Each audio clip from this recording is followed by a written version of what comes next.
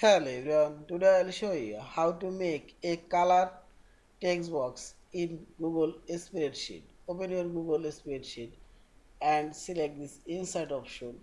Now select drawing option and here we will find this text box icon. Click here and draw a text box. Now this text box now transparent.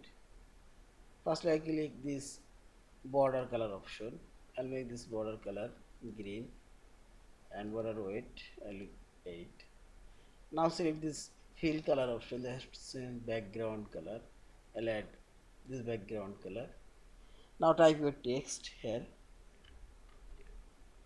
I'll make this text color white. Now click on this three dot option and here you will find this color option. I'll choose white color and see this. Now simply select save and close and see this. A colorful text box already created. In this way you can change text box border color and fill color. Yeah. Thank you for watching. Please subscribe, like, share and comments.